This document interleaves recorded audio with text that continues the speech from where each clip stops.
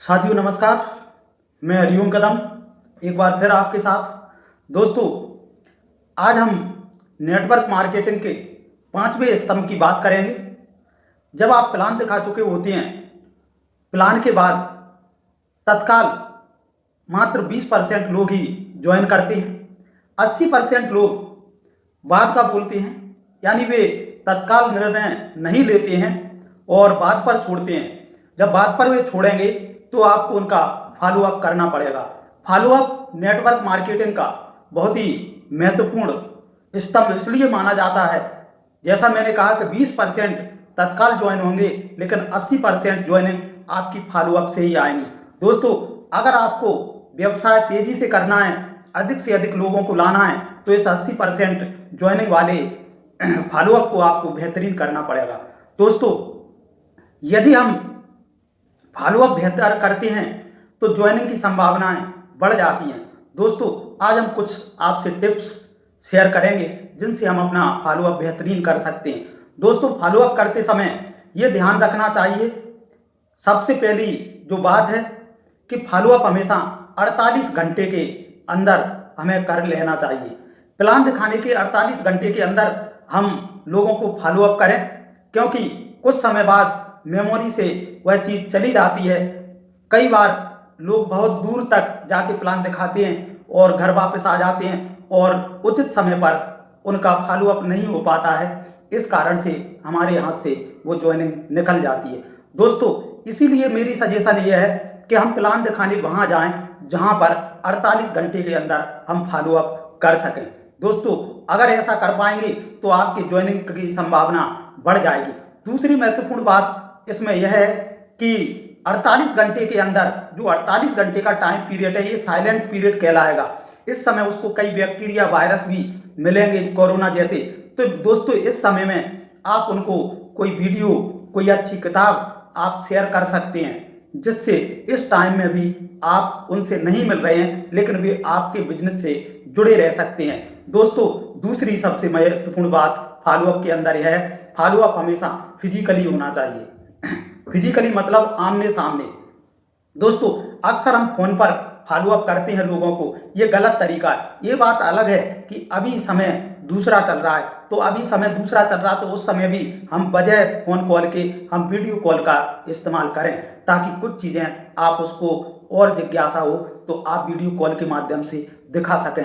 ये स्टेप भी आपके फॉलोअप को बढ़ाता है। दोस्तों, तीसरी बात यह है कि टूल्स का प्रयोग करें। फॉलोअप करते समय भी हमें उसी प्रकार से तैयार रहना चाहिए जिस प्रकार से हम प्लान दिखाने के लिए तैयार रहते हैं। अपने पास टूल्स हों, ऑडियो, वीडियो, बुक्स, पर्चे या आपकी फाइल, ये पर्याप्त सामग्री फॉलोअप करते समय आपके साथ होना चाहिए। चौथी महत्वपूर्ण बात फॉलोअप के संबंध में है कि अच्छे माहौल में फॉलोअप करना चाहिए। हम पान के ठेला पर, रोड पर, जैसे प्लान के लिए ये बातें प्रतिबंधित हैं, उसी तरीके से फॉलोअप के बारे में भी ये प्रतिबंधित ही रहेंगी। दोस्तों, किसी के वर्क प्लेस पर हम चले जाते हैं, जिस संबंध व्यक्ति को आपने प्लान दिखाया वो इसके बारे में जानता है, लेकिन 4 लोग और जो बैठे होंगे वे इसके बारे में नहीं जानते हैं। दोस्तों, ऐसी स्थिति में आपके फॉलोअप बिगड़ सकता है, इसलिए अच्छे माहौल का निर्माण करना चाहिए। सबसे बेहतरीन फॉलोअप यह होता है कि आप अपने घर पर एक कमरे में अच्छे माहौल का निर्माण करें और यदि संभव हो तो उनको अपने घर पर बुलाएं, जहां आपका डिस्प्ले वॉल लगा हो, जहां आपका बॉडी स्कैनर लगा हो, जहां आपके इस तरीके से कुछ पेम्पलेट लगे हों। तो इस तरीके से जब वो व्यक्ति आता है तो अच्छे माहौल में ज़्यादा असरकारक हमारी बातें होती हैं। तो माहौल का विशेष ध्यान रखें। बेहतर हो फॉलोअप में आप अपलाइन की मदद लें। जब आपने घर पे उन्हें इनवाइट किया है या उनके घर पर आप जाने वाले हैं तो आप अपलाइन को साथ ले लें, तो ये भी आपके फॉलोअप के परसेंट को बहुत अधिक बढ़ा देता है। और अंतिम बात फॉलोअप के संबंध में यह है कि कभी भी कोई व्यक्ति ज्वाइन करे या ना करे, कभी भी रिलेशन खराब नहीं करना है। दोस्तों, नेटवर्क मार्केटिंग आधुनिक बिजनेस है। New earning technology work with knowledge and relationship, यानी ये नॉलेज और रिलेशनशिप से चलता है। इसलिए कोई व्यक्ति ज्वाइन ना करे तो कभी भी अपने संबंधों को खराब ना करें। दूसरी बात, जब सामने वाले व्यक्ति को आपने प्लान दिखाया तो बहुत से वायरस बाहर जो घूम रहे हैं कोरोना की तरह, वे आपके उस प्रोस्पेक्टस को प्रभावित करेंगे, उसको गलत ज्ञान देंगे और उसका एंटीबॉडीज आपके अंदर होना चाहिए। उस एंटीबॉडीज का नाम है नॉलेज। दूसरी बात, नॉलेज आपको बहुत रिलेशन खराब नहीं करना किसी भी कंडीशन में, और अपने नॉलेज की वृद्धि करना है ताकि आप उन वायरस से संक्रमित ना हो, आप उनका सकारात्मक जवाब दे सकें। अगली बात फॉलोअप के संबंध में यह है कि हमेशा पॉजिटिव क्वेश्चन करें, नकारात्मक प्रश्न ना करें। प्रश्न आपके ऐसे होना चाहिए जो आपको ज्वाइनिंग की तरफ ले जाए, ना कि ज्वाइनिंग से दूर। किस प्रकार के प्रश्न हम कर सकते हैं? उदाहरण के लिए ऐसे प्रश्न जैसे आपको प्लान में क्या अच्छा लगा। दोस्तों, आपको प्लान में क्या अच्छा लगा तो मतलब सामने वाला व्यक्ति आपके प्लान से कुछ अच्छा ही जानने का या अच्छा ही बताएगा। जैसे जब हमने सामने वाले व्यक्ति से यह प्रश्न किया है तो वो आपके प्लान का अच्छा बताएगा। दोस्तों, सपोज करें उस व्यक्ति ने बताया कि हमें इस बिजनेस की रॉयल्टी अच्छी लगी है। जब उसकी रॉयल्टी अच्छी लगी है तो हमारा उत्तर होना चाहिए, जी सर बिल्कुल आपने सही बात कही, रॉयल्टी ही इस बिजनेस की ब्यूटी है।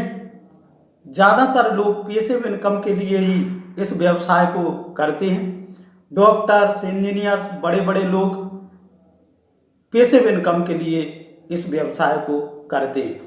दोस्तों, अगला प्रश्न, इसके लिए आप कितना समय दे पाएंगे?